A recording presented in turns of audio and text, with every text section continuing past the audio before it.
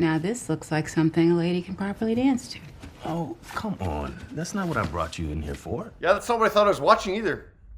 In probably the weirdest movie scene of 2023, Julia Roberts and Mahershala Ali leave behind plots, tone, character motivations, so they can have a dance party to a song that went number one in 1998 in their new movie, Leave the World Behind. Come on, dance for me, baby.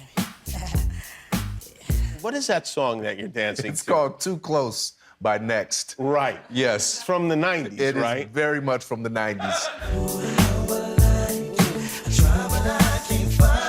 It was nerve-wracking. Really? It was the thing that made it fun was working with Julia.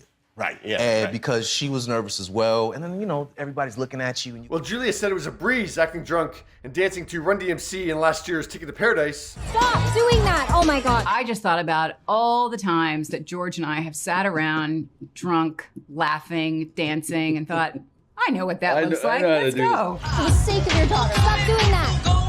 Please stop doing that, please! Oh my God. Acting drunk and dancing to Too Close in the Doomsday drama was a little bit more challenging. There was a lot of rehearsal time for that. A lot of it was just talking about how to hold the space, how to share the space, how to be apart from each other, how to be close to each other.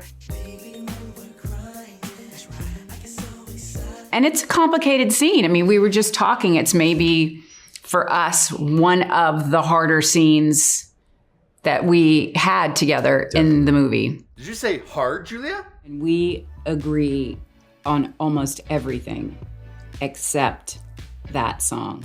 You said you wanted to win me over. This is how. I asked him to change it so many times. No offense to the talented blokes, but I asked him so many times because I was so embarrassed.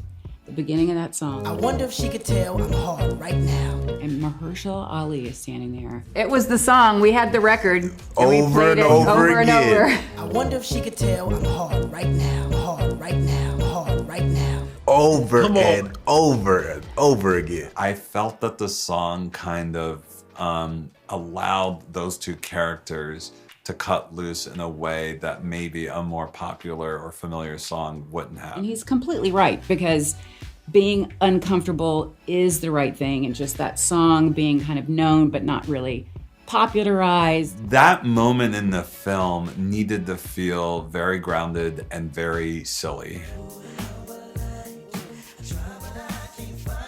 And come on, their dance moves just, really complimented. Yeah, on top of the fact that it's just a completely pointless scene, Julia's dance moves are reminiscent of Elaine's little kicks on Seinfeld. And Mahershala's are like, I don't know, like Napoleon Dynamite maybe? Oh, I'm dancing as a character. Sam was directing me to dance in that corny manner. Sorry, you're right, Mahershala. I apologize. So Amanda's dance moves are like Elaine's, and George's are like, I don't know, what do you want me to say, Mahershala? I don't know. They're moves. He was pushing me to dance cornier, and that's when I set some boundaries, and I was like, listen, I'm not gonna lose my black card for you. We are going to... It was very funny to have to portray Amanda in that scenario. Listen, I don't know how Julia dances in her private life, but yes, we were both committed to being in character. It sure was commitment, and I really didn't know why they needed to be committed to the scene. I mean, it doesn't advance the plot at all. I actually thought it went against what we knew of the characters. Like, I don't know how racists, choose their music, but, Amanda was pretty racist in this movie. I wouldn't think she's pulling out records and seeing three black guys and going, Now this looks like something a lady can properly dance to. it just seemed a bit out of character. And all of a sudden there's sexual tension between them? Where did that come from?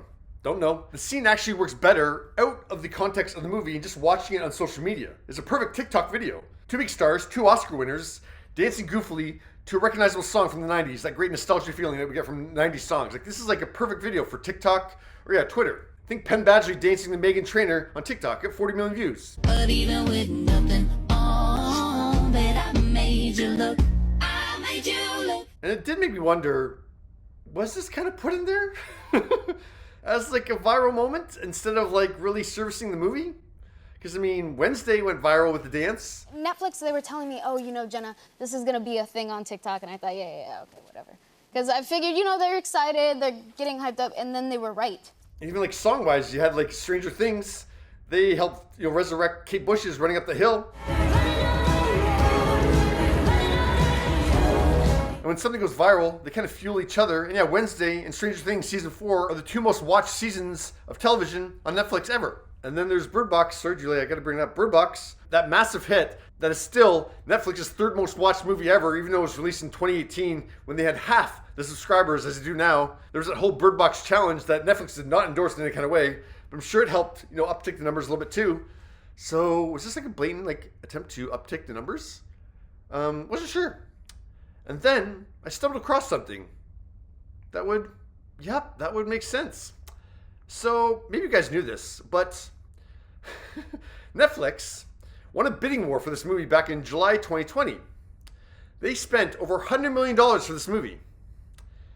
It was originally supposed to star Julia Roberts and Denzel Washington together. So they'd be reuniting 30 years after the Pelican Brief. So it'd be another cachet thing to promote for this movie. Denzel, for some reason, dropped out of the movie in September 2021 before they started shooting it. Mahershala stepped in. Mahershala is an amazing actor, don't get me wrong, but yeah, he's not the box office star that Denzel is, and the cachet of having Denzel and Julia back in the movie together. And Julia got paid $25 million for this movie up front. Julia is not getting paid $25 million anymore. Sandra Bullock reportedly got paid $17.5 million for The Unforgivable. Sandra Bullock has 10 hit movies in the last decade. Julia got a blockbuster payday, as Variety said, because it was her and Denzel together. Now Denzel's gone, and Julia's still getting $25 million. Oh, Netflix is not happy about this. It's not out of the realm of possibility that Netflix said, hey, we spent $100 million on this thing, we lost Denzel. We're going to need something else in here to attract some eyeballs to this movie. You need to do some kind of viral moment. It's possible. It's possible. Yeah, what are your thoughts on that scene? How out of place do you think that scene really is? Sexy.